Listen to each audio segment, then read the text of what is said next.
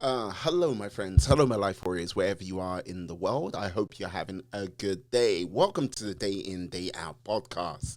Today on the podcast, episode 107, I had the pleasure of having Lindsey Parsons on. She is a health coach and she is the founder of High Desert Health. We talked about a number of things as basically how she found her way to becoming a health coach, what work she was doing in her school district to help improve meals, and basically, what she has planned for the future. She's a very interesting lady. Lots of she's faced a number of challenges to basically come on the podcast today, and just in life in general. And yeah, she really is amazing. So please sit back, enjoy the podcast, and yeah, have a great day. Yes, peace. Hello, my friends. Hello, my life warriors, wherever you are in the world. Welcome to the Day In, Day Out podcast. Ooh, this is episode 107, where today I am very privileged to have, Lindsey Parsons. She is a qualified health coach. She also runs High Desert Health. And yes, amongst other things, she can teach you about how your gut health is very important to oneself. How are you today, my lady? I'm doing great. Thank you. Excellent. I must ask, first question, come how did you start your journey into health? Well, like most people involved in this, I started with my own health issues that started years ago. And, sometimes you don't put it all together into what ultimately things become, because I think slowly but surely things start to go wrong in the human body and you don't connect it all. But now looking back, I connect it all. So, it started with probably even as a child taking frequent antibiotics for urinary tract infections and having a lot of bloating and a lot of digestive symptoms, eventually being diagnosed, well, not diagnosed, but figuring out that I had lactose intolerance. That came, later in life. Typically it doesn't come when you're a child. And that was part of my dietary stuff, but not even just, but really only the smallest part, because I would just take the lactose digestion tablets and that would help me, but it wasn't everything. And years later, when I finally went off dairy, I discovered that my basically 15 years of acid reflux, and I took proton pump inhibitors, like the omeprazole, Prilosec, Prevacid, that kind of stuff. I took those for up to 15 years. You're supposed to take them for no more than 2 weeks. And I took them for 15 years straight. And once I went off dairy, my acid reflux went away. So that was just part of the picture. But then I went through infertility and then endometriosis diagnosis, had an operation for that. And then I still had all the bloating, the digestive stuff. And I finally did an elimination diet to see if that would impact it. Went off gluten, dairy, soy, processed seed oils, sugar, alcohol, caffeine, sort of everything one could go off, other than, the more extreme stuff in like the autoimmune protocol, if you've ever heard of that. Yeah. And so when I went off gluten, dairy, and soy, I found that those three really impacted me. And that actually was after I'd been diagnosed with three autoimmune diseases. So one was Hashimoto's thyroiditis, which is an autoimmune disease in which your body attacks your thyroid gland, Right. and slowly but surely will eat it away until you've got none left. And then another one was ITP, where your body's attacking your platelet cells, which is what's in your blood and causes your blood to clot. And then the third one was anemia, which, we discovered was not just an iron deficiency anemia, but also a B12 anemia, where your body's just not digesting B12 in the intestines. So you can't just even take a pill orally. You have to either get a shot or take a sublingual tablet to get enough B12 to have energy and, not damage to your nerve endings and things like that. So all of those things and sort of the journey of figuring out and reversing those things was what got me into my health journey. And then, of course, also wanting to lose a little bit of weight after I had my son. You get that baby belly and it kind of sticks with you, and, trying to figure out how to do that in a way that is sustainable, because, dieting is so Yeah. iffy. Like you do it, you gain the weight back, you try it something else, you gain the weight back, because you go back to eating how you did. And every time you do that, you just gain the weight back. Mhm. Yeah, no, like this is the thing. Like, wow, I've got to simply say, yeah, God, you have gone through the wars, as they say. Like, just like and like, yeah, I'm glad you kind of find your way through it, like found your way through it, because dearie me. Like, because I think some people don't realize how that can, like, how food can really affect themselves, like how it can affect the individual on a daily basis, because people like go, yes, I want to lose weight, but they're not 100% going into what food is going to work for you. Because like for myself, for example, like when it comes to dairy, I can milk, that's no good for me, but I can have Right. cheese, I can have ice cream if it's frozen at a certain point, but as soon as it comes milky, no, I am done for the day. I have to, that's all I'm gonna say. But when you like on, yes, you limited gluten, like my lovely lady, she has a gluten thing for herself, so all the fun stuff just says goodbye. So Yeah. yeah. No, the amazing thing though is that after all this time, like, with autoimmune disease, gluten is one of the first things you want to do, is taking that out. Mm, But after all this time sort of sticking to things, I know I'm back on soy, and that's okay. mm, The dairy is just like, it's bad for me in 1,000 different ways. Like it just doesn't agree with me.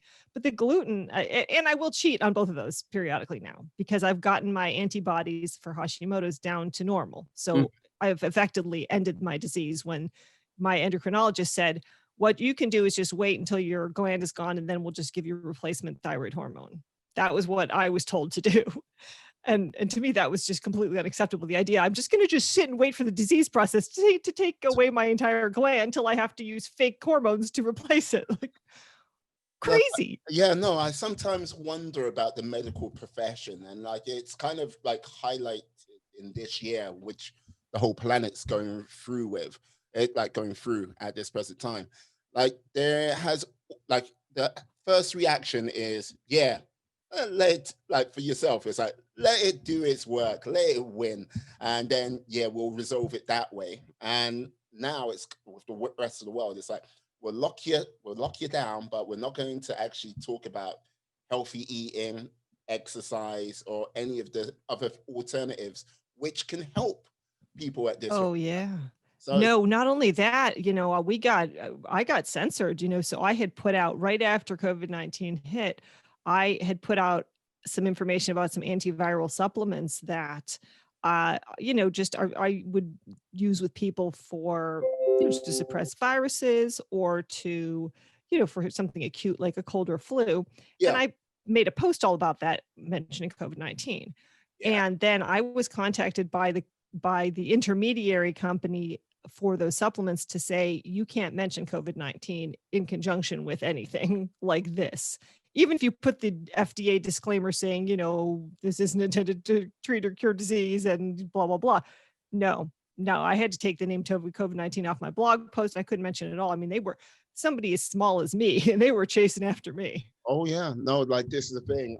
It's been kind of a running joke for like pretty much a month after lockdown happened, pretty much around the world. Like if you're on YouTube, if you mention COVID-19, and I can mention it because I'm not monetized in any way, they will like basically that's it. They'll demonetize it and so like suppress the actual video which goes out there. So like there is I'm not a conspiracy theorist, but they are very sort of like militant on anything being said at this present time. Maybe it's because of Yeah. information. I get it though. I mean, I get that you want to stop the bad players. Like there's going to be bad players out there who are going to say, this is a miracle cure. You take this, you're guaranteed it, Yeah, right? So, and when you have something as serious and as sudden and as unknown as this, right? You can't have a bunch of quacks out there selling total BS. mm, That being said, there's sort of an intermediary point between, and maybe it's just the mechanisms of, I don't know. I mean, it's hard to say what really works and doesn't work, right? If you don't have a double-blind placebo-controlled study, you can't say whether a given herbal supplement, and there's not going to be, right? For the Yeah. herbal supplements for anything, much less COVID-19. So it's tough. I mean, do you censor everything or do you censor Some of it. nothing? Yeah. Right. Or some of it. And then who's deciding what's legit? And I mean, it is a tricky, I don't know what I would have done if I'd been in charge of the whole thing, or YouTube or. Yeah. No, but like the whole thing is what the common sense things about basically keeping people healthy have been largely ignored. And look, at the beginning, when things were a bit of a mystery, it was kind of like, okay, we don't know who it's targeting. As time went by, it was like, okay, pre-existing conditions, or if you're overweight, unhealthy, it's like it really likes these people. And look, I'm not trying to be like, I'm not trying to sugarcoat it or anything, but it had a particular type, and you just saw people who were in sports, fit, healthy, like super healthy. They just like, oh yeah, I had COVID. What happened to you? Or if you looked at Idris Elba, who was, okay, he's a gentleman who is fairly in shape, but he's not like some super athlete. He seemed to walk it off, Yeah. So, I mean, of course there are those cases, right? There are people who were super fit and were basically asymptomatic, but there were also some people like that who still are, who get sick. Yeah. Now, of course, you don't know what's going on underneath, right? Like somebody might look, say, thin, but they might be what you can describe as skinny fat, which is to say that they've got liver disease, they've got internal fat on their organs. Like you can't see necessarily somebody's sickness on the outside just because they look like they're okay. So you don't really know. But yes, comorbidities are super common with COVID. So yeah. Yeah, like skinny fat. Like, the first time I ever heard that term, I was watching The Biggest Loser. The show of fitness evil, I call it now, because that's no good for anyone. But yeah, when I watched that, it was like they had the doctor like giving them the scan, and they're going, oh yes, this, that. I was like, okay, some people can be skinny fat, which I thought, strange. But yeah, that was I got that term from the movie Fed Up, where there was a family of 3 kids. One kid was obese and they were working with that child, but when they went in and did a scan of the other children, they were skinny fat. Like they had the visceral organ fat, which is the dangerous fat. That's what changes your hormones and can cause fatty liver and that kind of thing. So that's even worse than having the fat on the outside. Yeah, no. I haven't seen. I've seen that Fed Up. I remember that documentary. It's a movie about sugar. It was one of the bigger ones. Yeah. The Dr. Robert Lustig, he's been the one, a real warrior against sugar. He's done some great studies showing how bad sugar is for, like one study he did with the kids, with a group of kids who had one sign of metabolic syndrome, which is sort of the precursor to type 2 diabetes. And for 10 days, he replaced all of their sugar with other carbs, just starches, like white flour, basically, to show that even in contrast to white flour, sugar is that much worse. And in 10 days, every marker of metabolic syndrome was decreased in all the kids. So, wow, that's amazing, because like, okay, with what's going on right now, what would you say to someone like if they went, I just want to improve my diet, not necessarily lose weight, just like, okay, what would be the good starting point for me? Yeah. Number 1 is taking out sugar, right? So that's the first piece. Now, if you're a sugar addict, like I was, this is difficult. So I'd recommend you start looking at some of the sugar alternatives. My favorite, especially for baking, if you like to bake yourself, is called xylitol. And it's a sugar alcohol. There's a number of sugar alcohols. There's erythritol, there's xylitol, there's mannitol and sorbitol. And then I've also heard of some new ones like allulose. But in any case, I use xylitol because it looks like sugar. It tastes exactly like sugar. A lot of people are going, oh, I don't like sugar substitutes. This is a sugar alcohol. This is not a sugar substitute like stevia or something. This tastes exactly like sugar. The only difference is our bodies can't digest it. It just sort of passes through mostly undigested. And So for some people, it does cause digestive upset and you don't want to have too much. So typically I'll take a recipe, I'll cut the sugar, into maybe 2/3 or half, and then I'll use xylitol. So so that's great for baking because it replaces sugar 1-to-1. It has the same body, the same, taste.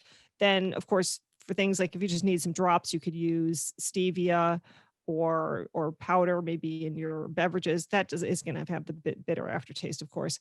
And then there is monk fruit extract, which is doesn't have the bitter aftertaste, but is super sweet again. So you just need a tiny bit. But like I used to use drops of those in this horrible anti-inflammatory smoothie I was using. Oh, I didn't even mention my sciatica, which I just pretty much am getting over, which was been like the nightmare of the last 8 months.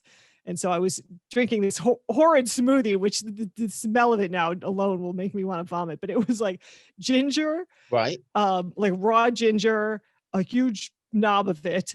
And I was putting raw, turmeric, and also 2 tablets of the turmeric powder. And I was supposed to put in like a tablespoon of black pepper. But after I, nearly ate my stomach lining for 2 days, I reduced that to a quarter teaspoon.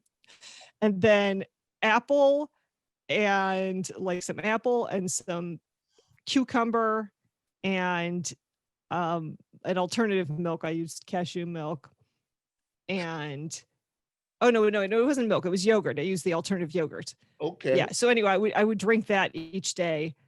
And I can't remember why I got on the topic of my smoothie, but it related to the topic, the original question, which was. Yeah. Okay. Like I'm fascinated by this smoothie right now. Basically, like I went, yeah. What would be the good starting point for like anyone? Oh yes.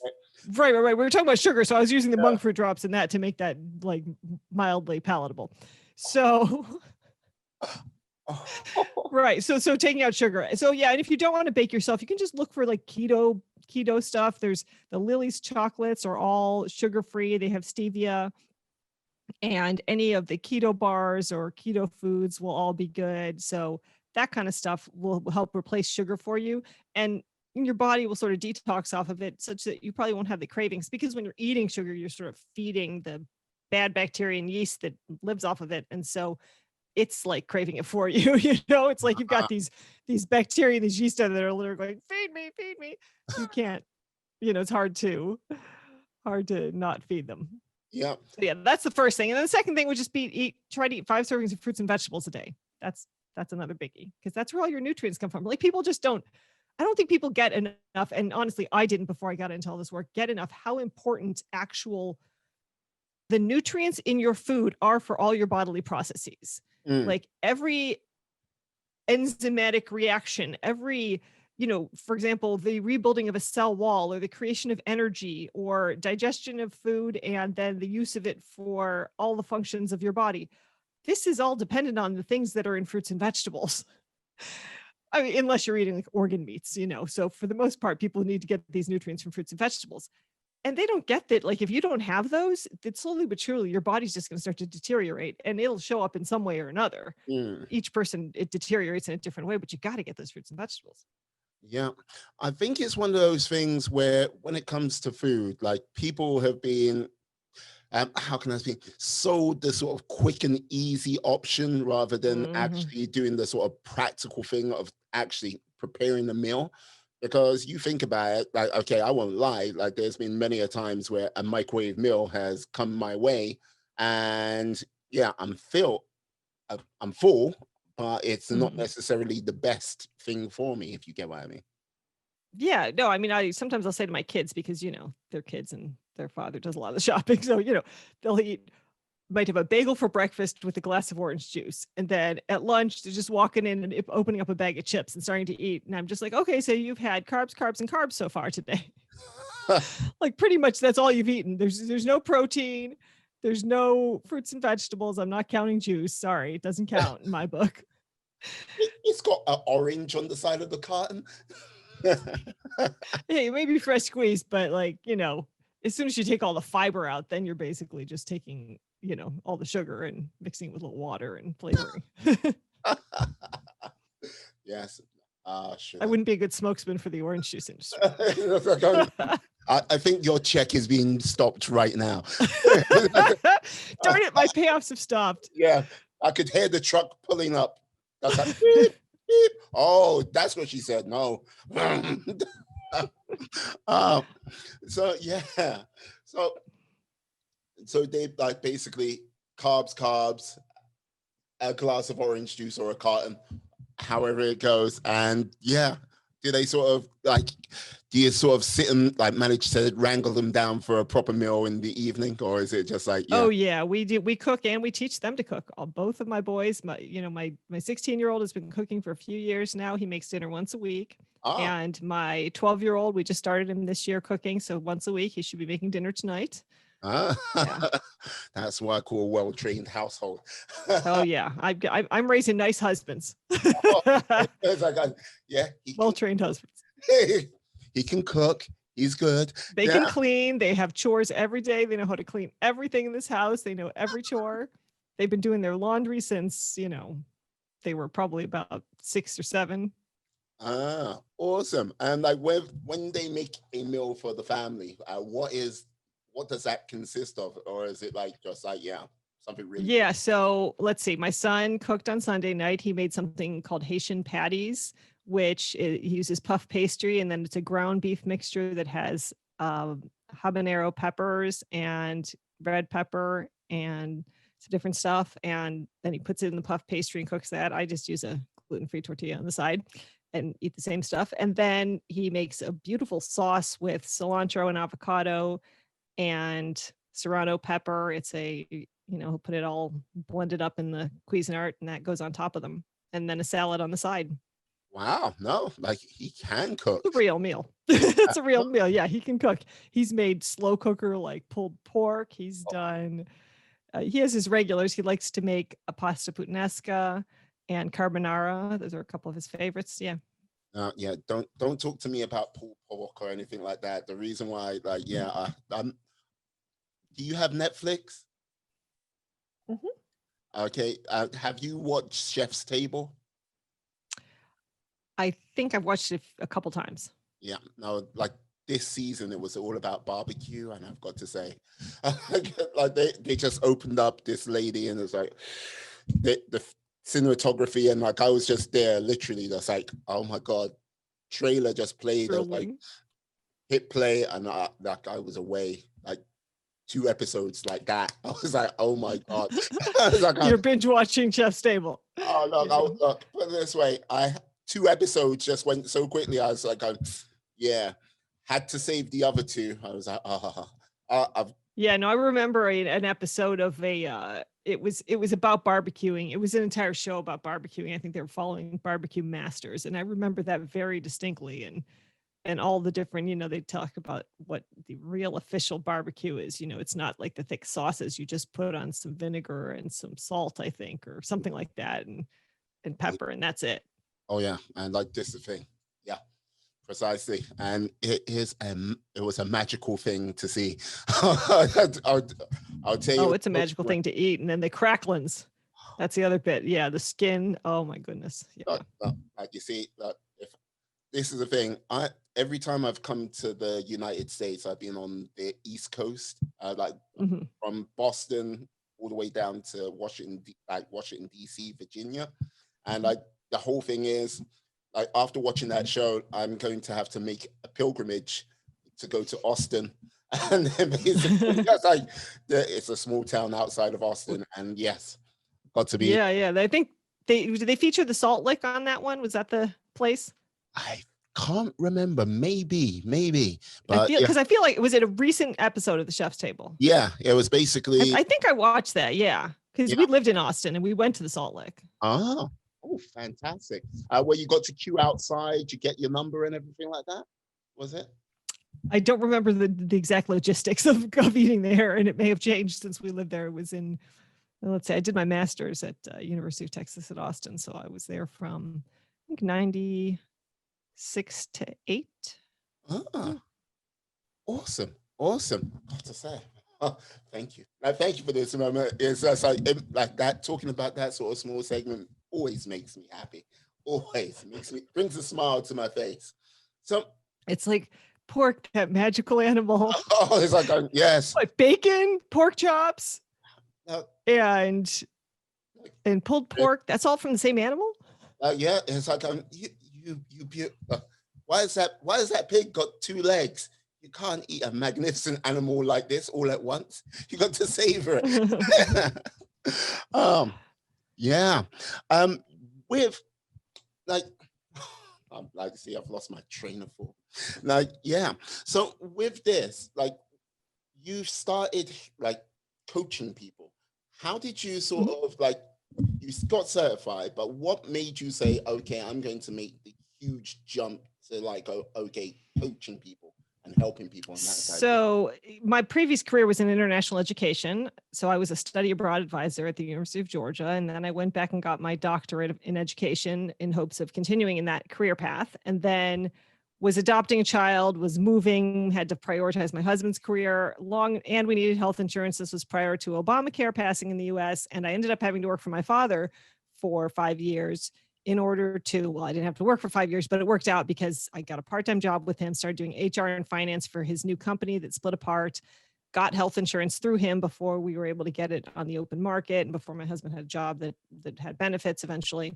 Mm-hmm. So anyway, from there, we ended up moving to Washington, D.C. and, ultimately that job ended and I was just sort of doing some temp work and I started, well, I'd always known I wanted to do something about school food wherever my son was going to school. Yeah. My older son was in school there and the food was atrocious, of course. And I happened upon a meeting of people talking about food that was just down the street from me. And I ended up writing the school board and putting a letter on a local listserv. And another mom saw it and she got in touch with me. She'd been interested in the topic. She'd been reading books and all that. And so we ended up getting together, bringing friends together. So long and short, we started a nonprofit advocating for healthier food in schools. And it was called Real Food for Kids Montgomery. We had sort of modeled after Real Food for Kids that was in Virginia. Yeah. And so I did that for about 5 years. It became a full-time job for me. And I was doing that. And in the course of doing that, I was hearing from a lot of people. So we would get school representatives in each school where we were doing our work, trying to get them to share the message, put it on a listserv for the school, and just announce that we exist, get other parents involved, and maybe even start a local wellness committee at their school. And we ended up hearing from a lot of people saying, oh, I'm a health coach, so I'm interested in this topic and I'd like to do some work at my school. So I'd never heard of a health coach before then. Most people haven't heard of it. So that got me interested in the idea. And as we were sort of like, about 4.5 years or 4 years into it, we finally dislodged the person who was in charge of school food in our district, who was just, you got little things from her here and there. She got rid of the pink milk, or she, agreed to turn the vending machines off a half an hour after school ended so that they wouldn't keep selling to kids after school. Yeah. And, stop selling the sodas and all that stuff during the school day. And anyway, so there were little bits and pieces we got along the way. But when you have somebody in the position of the director of food and nutrition services who is not on board with what you're doing, then it's just really hard to make big changes. We wanted back to scratch cooking, kind of like real big changes. So anyway, finally she was dislodged and moved to a different position, and someone else was hired who was much more on board with what we were doing, although still had to fight the institution. Just to reduce pizza in elementary school from twice to once a week was like, she said, this was, 6 months in the making to, convince the cafeteria managers at every school that such a thing was even possible. Right. Really? Just took from 2 to 1, once a week. Because what did they cite as the reason? Well, because obviously you get sales when you get popular food. So if you have to have a certain amount of sales to even justify the 2 or 3 employees you have at your school, and your sales drop, then, all of a sudden you can't have those employees. And now you're trying to feed 300 kids in the space of an hour with only 2 employees. So, I mean, I get that there were pressures like that. So having to make sure that there were other things offered that were, and of course, pizza was just a symbolic victory in some sense. Like a lot of parents really cared about, like, I don't want to see pizza on the menu like every, twice a week or Yeah. 3 times a week. But, if it wasn't pizza, it was something else that was exactly like pizza, just sort of turned inside out. So it might be like the pizza pocket, or it might be like, the quesadilla with tomato sauce. You know what I'm saying? Or Yeah. it's just packaged pizza, no matter how you spin it. But at least it wasn't called pizza. I guess that made the parents feel better. That was never my big priority. My big priority was the sugar, because the breakfasts were like an atrocity. It was like you could have a breakfast that consisted of a chocolate milk, a thing of juice that would count as one of the servings of fruits and vegetables, and a bag of craisins that alone had 4.5 teaspoons of sugar in them, and then a cinnamon roll. Yep. So altogether, that one breakfast had more than the amount of sugar a child should have had in an entire day, according to the American Heart Association. And ultimately, when we passed the new food guidelines, where they said no more than 10% of calories should come from added sugar in the US, then that also, way surpassed it just in that breakfast. And just dislodging a breakfast like that was not doable. That didn't happen on my watch. Wow. There you go. Yeah. I have to ask, what is a craisin? Because I think. Oh, it's a cranberry. Right. It's just a dried cranberry. And the thing is, you have to add a lot of sugar to make it even palatable. So in theory, you're not supposed to be able to add sugar to dried fruit. Like you can't add sugar to the to the raisins, for example. But Ocean Spray or whatever company was advocating, obviously they're the only cranberry seller in the US of any size. So Ocean Spray clearly advocated at the level of the change to the nutrition standards for the schools and said, well, how about you can add sugar to palatability? And it's like, really? Do you really need 4.5 teaspoons to make it palatable? I think you probably could have shot, and the packet, mind you, is like not even an ounce. It's like 3/4 of an ounce or something. It's a ridiculously small packet too. That's filled with these 4.5 teaspoons of sugar. Like, I sometimes wonder about like school meals, like, because like this is the thing. When I was in school, like many moons ago, even though it doesn't look like it, that's what you meant to say. Oh no. Many moons ago, like when I was in sort of like senior school, which is like the equivalent of junior high school in the States, like when they first started doing the meals, it was like, yes, it was like pretty much meals in a bag. And like, I was like, no, no. And basically parents complained, and it was like, yeah, a proper sort of sit down meal. Like, yeah, there may have been like, you could get chips on most days, but it wasn't sort of like, okay, it was a decent meal for about I was gonna say $1.25, like to make it in your sort of like coinage. Right. No, I mean, they have ridiculously small amount of money to produce these meals with. That's absolutely true. They have $1.30, something like that, for including the milk, for the entire thing. Yeah, it's just crazy to me that, like, okay, for the money like a school canteen like pulls together, you can do a lot with a single dollar. If you're going to a wholesaler to like go, yes, this is what you can get for $1 or $2 or $3, and serving that up. Yeah, admittedly, there's some foods which kids were like, oh, I will not eat that for love, money, or toffee. But Right. Well, they're kind of trained though, right? So it's like they're not born preferring pizza. They're trained to prefer pizza. And a lot of the kids in our district were from immigrant backgrounds. They had there was a lot of Ethiopian kids. There was a lot of Somalians. There was a lot of El Salvadorians. They had their native foods that they were perfectly happy to eat. And if those had shown up on the menu, they would have completely eaten them.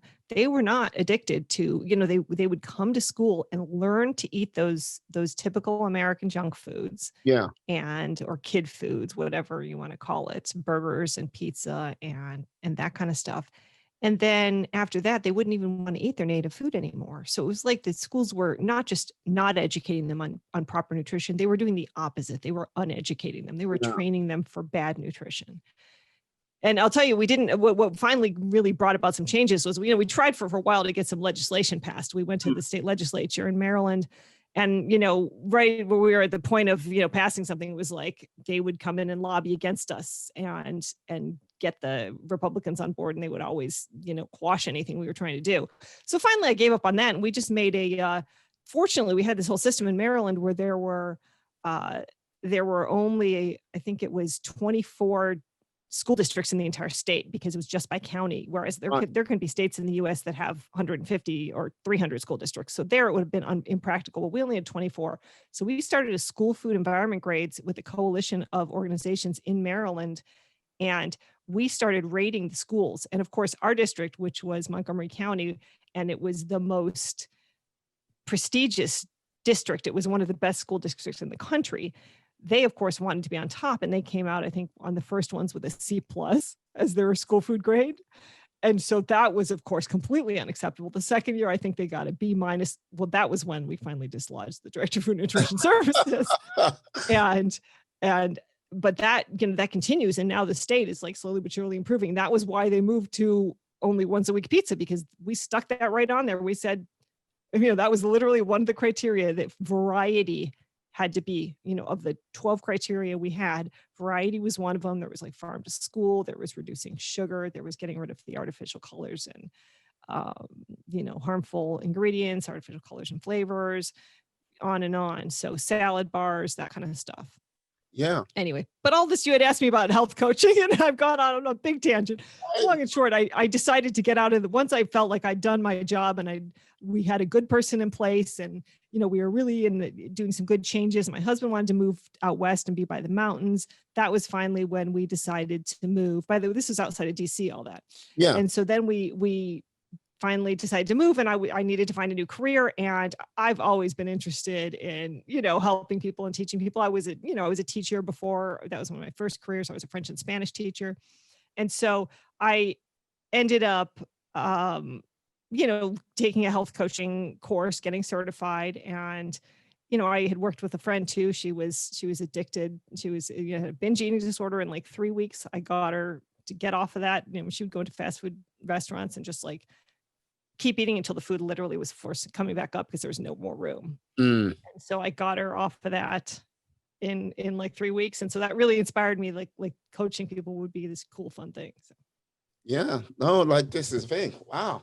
Like sort of to touch base with what the work you were doing in like Maryland, like it's a case of, I don't understand how they can expect kids to sort of concentrate. Like when you're talking about doughy, greasy food, look, like everyone knows from Thanksgiving or anything like this, how productive are you after you've had a sort of not a healthy meal, but a greasy, fat, heavy, like sort of doughy meal. Yeah. You're not going to be there for the day. And like, that's quite crazy to me. But at least you got that person dislodged, I would say. Right. Yeah. Well, fortunately, you couldn't deep fry stuff, although you could like deep fry it in the factory and then just bake it once you got to, if like French fries, for example. But they took the deep fryers out. So it wasn't super heavy fatty meals, but yes, you often heard about kids complaining about stomach upset after eating the food. And to some extent, some of that may have been related to the food it was. It may have been related to just the fact that you're eating a lot of food, and sometimes you get a little bit of foodborne illness kind of stuff. So sometimes that would happen too. But for the most part, they did their best to make sure it was error proof, which is one of the reasons they don't like to do scratch cooking, is because if you have raw meats at every individual school and you have 193 schools, then it's a lot harder to, or maybe it was 123, it's a lot harder to monitor all of those schools and their practices. But yes, having kids there's all sorts of studies out there showing that kids concentrate better. For example, when you get rid of the artificial colors, which we did succeed in doing before I left, they had gotten rid of all of those, the blue number ones and all the things that in the UK and the European Union are now at least have to be labeled, I think, So which means they've essentially taken them out of everything, because once you have to label something, then, label something as a front warning label, then it's gone, Yeah. That's an effective way to get rid of something. So that stuff is still in a lot of products in the US. Yes. We have a sweet called a Smartie. It's basically like an M&M, and it was there was a time where the blue ones all disappeared. Same thing, like they did that with the M&Ms over here as well, and it took a long time for the blue ones to sort of come back. I think it was like they had to find an alternative to Yeah. Yeah, no, I actually had this whole conversation with this. They would sell these, they of course had to have a certain number of servings of fruits and vegetables because there had been some standards passed. So instead of actual fruits and vegetables, they could use juice. And then of course they could use juice that was frozen, which then just became like a little, essentially what I'd consider a dessert. It's a frozen juice thing. Yeah. So, but it was 100% juice, except for the fact that there was food dyes in a lot of the colors. And so I called up the company and I said, would you please replace the food dyes with something natural? And he said, well, we can't find a replacement for the green color. Like, we can't find anything in nature that's green, for example. No, you know what? I haven't seen it. No. There's nothing out there that's green, right? No, nothing like trees, grass. No, nothing like that. Like vegetables, chlorophyll, nothing at all. No. Green's a very rare color. You've got to remember this. Exactly. Yeah. Like, do you still you mentioned earlier in the conversation that health coach, not a lot of people knew what that was. Has that changed, or is that still like a running theme you find? I think that that's still a running theme. So people find me through my podcast, The Perfect Stool, Understanding and Healing the Gut Microbiome. And so they know that I do gut health coaching, that sort of thing. But when people are like, for example, there's a service where you can get leads for potential clients. And I just signed up for, one set of credits just to see how it worked. And everybody's looking for a nutritionist or a dietitian. And they think that that's what they need. And some of them may need like a really clinically closely monitored diet because they've got a very serious health condition. Sure. But if you just run of the mill need to lose weight, you probably need a health coach because you need somebody who's going to help you with behavior change. And that is much more like most people know what a healthy diet is, right? Like, I don't think that not eating sugar and eating 5 servings of fruits and vegetables a day is a real revelation. Right. Like I think most people probably have heard that out there. They realize that burgers and fries and pizza are not health foods, or that dessert is not good for you. Like, this is not a revelation. The problem is most people can't actually do anything about it. They just don't have the willpower or they have some deeper questions. Like, they get the basics, but they don't know the deeper questions. Like, is a keto diet better, or is it paleo diet, or should I be vegan, or, things like that. And of course, everybody has a different opinion, and you can probably lose weight on a number of those things, but you can lose, really the tricky part is can you lose weight in a sustainable way and keep eating that way for the rest of your life? Because it doesn't help. Like, if you go on a keto diet, for example, which I did for a month while I was doing some treatment for candida in my gut, but can you do that for the rest of your life? Like, are you prepared to never again for the rest of your life on any regular basis eat anything resembling a carbohydrate other than vegetable or some of the, low sugar fruits? Because most people aren't willing to make that sort of commitment for life. So if that's what it takes for you to lose weight, then you're really not doing it in a sustainable way. So I train people to do it in a sustainable way. Like, let's talk about how you can eat for the rest of your life. Yeah. And like, this is the thing I would say with a lot of the diets you mentioned and everything like this, like, people can lose weight on all of these diets. But it just comes down to, you got to make sure you can manage that sort of calorie deficit, which people just like, it's like, right, if you're eating 1,000 calories of like a healthy food, it's healthy, but it's still 1,000 calories to, like, say, a donut. But it's a case of it'll fill you up a lot more, and you can take things forward from there. But if you want to lose the weight, you just cut back on something. You can lose weight on very bad food, but you can lose weight. It's not ideal, but you can lose weight. You probably could. Yeah, but you'll have to cut your calories, like you said. You'll have to cut your calories on the bad food, and you'll feel hungry a lot of the time. Or you can not cut your calories and just change the composition of what you're eating, still lose weight, and you won't feel hungry. Mm. And that's what I teach people how to do. Excellent. Like, awesome, awesome. So you're like, you can say in some regards you are a bit like a life coach as well. Like coach light. Sure.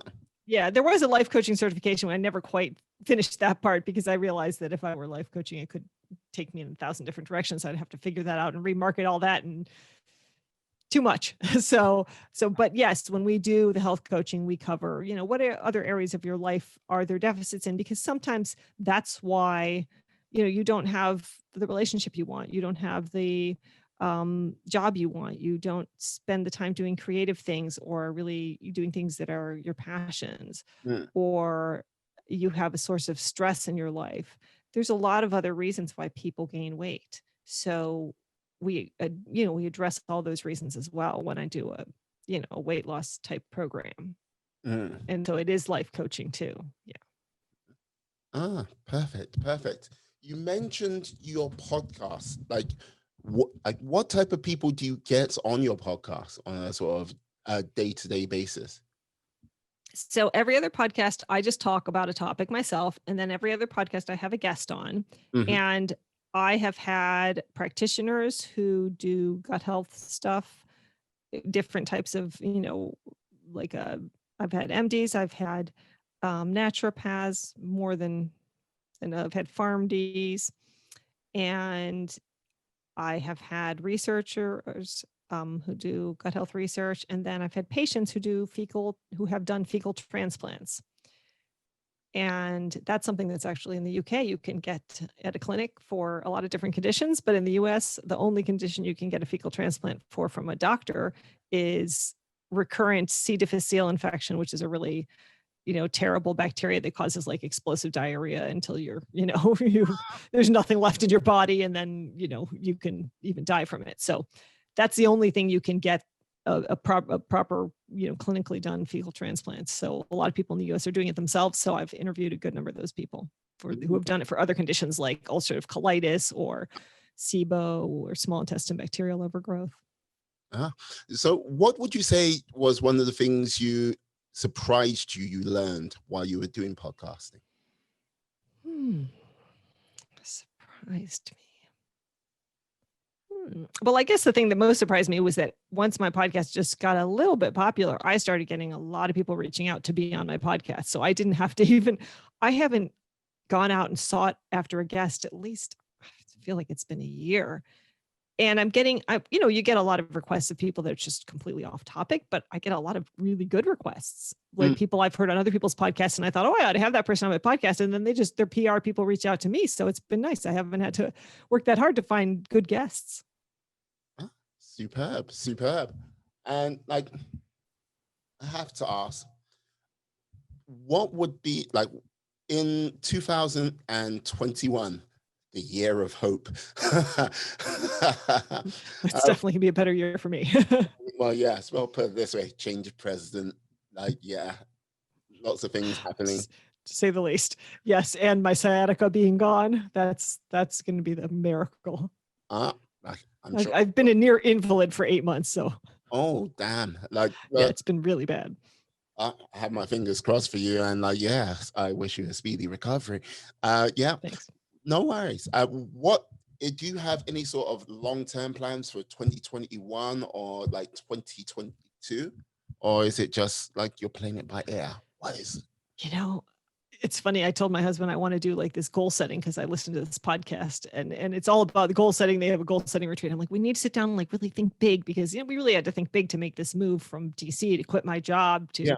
My husband's a podcaster too, so we're not exactly super employed. We're kind of underemployed, the both of us in a sense. And so when you're making a move across country to start a new career and your husband's doing podcasting, which is not a terribly lucrative profession, you have to really sit down, think big, and take some real chances and plan ahead.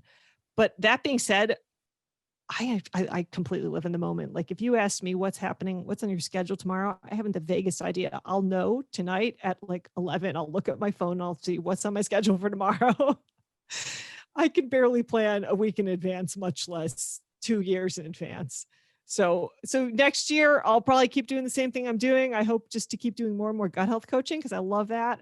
I love helping people solve their gut health problems. I just had a guy yesterday, one of my clients talked to, and he was saying how much better. I mean, he was having nausea and like these horrible migraines. He'd have to go to the hospital. He would have this like, acid reflux, migraine, nausea, just like horrible feeling, and had to go to the hospital on a regular basis just to get like this cocktail of medicines to knock it out. And he was like, I've been feeling so much better. I haven't had a migraine in like, 4 weeks now. And just, it's so fun to help people get to that place. No, that is superb. Like, yeah, another sort of, how can I say, another sort of casualty of the like prescription first mentality rather than the sort of like, yes, is there another remedy type situation? But Yeah. No. So, I mean, what I do is just, I educate people about, they can go order their own lab tests. I educate them on what those results mean. And then they can order herbal medicines. I educate them on the kind of protocols that practitioners are using to deal with these problems. And yeah, it's going great. I'm loving it. Like, do you foresee another move in your guys' future? Or is it? No. We've moved about every 5 or 6 years since we've been married. And that's been, we're coming on 24 or 5 years this year. Wow. So I said to my husband, this is it. Like, pick well. He was a military brat, so he's got that, every time he's always wanting to keep on the move. So I said, pick well, because this is it. Like, I'm not moving again. Every 5 years, like, have to restart making friends. Like, this is not an overnight process. Yeah. Making friends takes a while. I don't want to restart that every 5 years. And you get entrenched in your community, you start an interesting work, everybody knows you, you know what you're doing. You just like, I was so deep involved in my last community. And so it's like, you start over completely. Yeah. And like, this is the thing, you were involved in a project which you were very passionate about. And yeah. So if you would get, it seemed like just as you're making progress, you're like, got to go. Yeah. Well, fortunately, I kind of felt like I'd done my job, like we had done some great stuff, and then we knew that there was a solid future ahead. So I felt like I could leave that. Excellent. Because you, like, the way you guys have been moving, it's a case of you moved across country, like doing sort of. Yeah, it was a big move. Yeah, no, we'd never lived out west before. And my husband had always dreamed of being by the mountains. And so I had to give him that, that was a concession. And he hikes like every other morning. He's out on the mountain hiking as his exercise.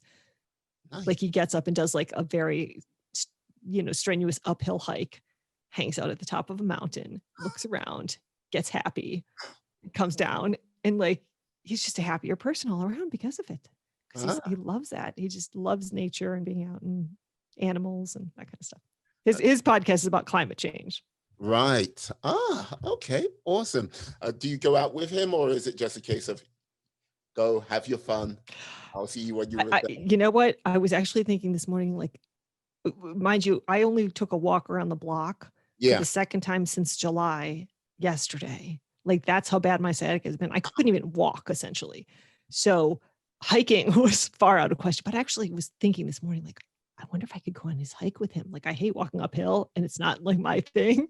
Yeah. But just to be able to, like, to have an able body. I mean, I can not to say that I can really truly empathize with somebody who's had a lifelong disability, but just every time my kids would be like, I don't want to do my chores, I'm like, if I had an able body and I could just get up and do that, how happy I would be just to have that able body and to be able to do it. Like, you don't appreciate what you have, now I fully, like, I walk out of the house and I'm like, there's no pain. I can't believe I'm walking without pain. This is the first time in 8 months. And I'm just jumping for joy. So yes, maybe I will go on his lousy hike, his miserable uphill for 20 minutes, super strenuous, unpleasant hike. I will probably do it just because I can. You should. Like, I should. Yeah. Because, like, look, this is the thing. Like, as you say, you never appreciate these things until they've gone. And like, exactly. I mean, yeah, like if you can do a 5-mile hike up a mountain, do it. I say, like, appreciate it, really enjoy the fruit of it all, and have an awesome time doing it. Or if not, just like complain about it with a smile on your face that you are doing it. Exactly. Yeah, I'm doing it. The fact that I can do it is just the important thing. Yeah, Yes. indeed. Ah, yes. I've got to reveal that, yes, I'm a being of supreme cosmic power. Yeah, I can grant you one wish, but only one wish. You can't wish for world peace. You can't write down on a list of different things and go, I'd like the whole of this list to be completed. Now, if I can make one wish come true for you, what would that be? I don't know if this counts as one, like good health for the rest of my life for me and my family. Is that You know what? I'll let you have that. Good health for okay? you and the rest of your family. No worries. Yes, for the rest of your days. Yeah. Yeah, because I mean it could not be more true. When you don't have your health, you have nothing. Mm, Literally. Like when I was not able to walk and I was in pain all day, I mean, I had never in my life ever entertained a suicidal thought. But when I was in the worst throes of my sciatica, I mm. thought if I knew this were to go on forever, I wouldn't want to live. And there are people in my sciatica Facebook group who said, I've had sciatica for 13 years or 16 years. Jesus. I'm like, I don't know how you literally are still here, because that kind of pain, it's like the seventh circle of hell. Like if you can't even imagine how bad it is. No, I like it. No, I just no. Like, I'm speechless with that because yeah, no, I don't want to know. But Yes, yeah, you no, don't. no. But what I would simply say is like, yeah, that fully recovered when you're like back on it. And what I would simply say, I interviewed a gentleman named Colin who he's my man out in China at this present time. For his birthday, what he does, he runs the amount of miles of his age, and I think 48 now, maybe. That's getting progressively harder because you get Yeah, older and more miles. yeah. So basically, he just does that. I would say if you can say I'm not telling you to run 48 miles, but like if you can say get a phone or an app and just do that number of steps in your birthday month, like to match your age. So if you're like 21, as I can see there, like just walk 21,000 steps in that month or on that day, and yeah, take it from there. But something to sort of celebrate your new sort of found fitness, and yeah, embrace and enjoy that joy. Indeed. Well, I have to get going because I have got a doctor's appointment. Yeah, no, yes, we have come to the end. Yes, but yeah, can you tell the people how they can find you? So you can go to highdeserthealthcoaching.com, or you can just Google, if you're interested in the podcast, you can just Google the Perfect Stool, Understanding and Healing the Gut Microbiome, but you'll probably get away with just the Perfect Stool. And you can find me on all the normal podcast players. And yeah, my website has all the information on different types of coaching. I also help people reverse autoimmune disease naturally. So like I did with my Hashimoto's and my ITP. So yeah. Excellent. Lindsey, thank you for coming on today. You have been Yeah, thank you for having me. It was a lot of fun. the pleasure's all mine. Fantastic. I'd like to also say thank you to you, my friends, my life warriors out there, for staying, listening, watching. It's great. Please stay well, stay healthy, be awesome, be excellent, be fantastic, be all the positive bees you can be in this world, and then some. Hey, peace. And we are